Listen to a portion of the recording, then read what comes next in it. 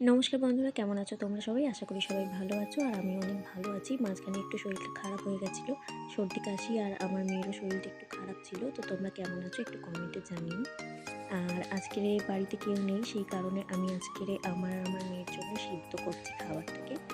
Normally কিছু করব না, আতপ চাল দিয়ে আর সবজি বেশি করে দিয়েছি, শীতের সবজি, কারণ শীত তো চলে যাচ্ছে, শীতের সাথে সাথে শীতের সবজিগুলোও চলে যাচ্ছে।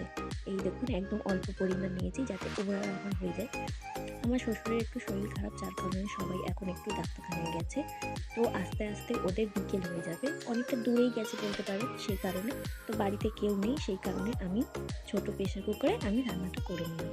আর তার সাথে সাথে করেছি বেগুন ভাজা আর কুমড়ো ভাজা। কুমড়ো ভাজাটা আমার মেয়ের জন্য করছি, কারণ ওকে বেগুন ভাজা দেবো না, বেগুন ভাজাটা আমার জন্য করছি।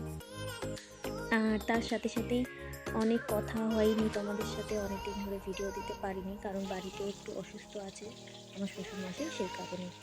আর তোমরা সবাই কেমন আছো বলো। আর আমার ভিডিওটা ভালো লাগলে প্লিজ লাইক করো, কমেন্ট করো। তোমরা তো কমেন্ট করতে চাইছো না, লাইক করতে চাইছো না, আমার পাশে একটু দাঁড়াও, তাতে আমারও ভালো লাগবে। আর আমি তোমাদের সাথে আছি, আমিও তোমাদেরকে লাইক কমেন্ট করব।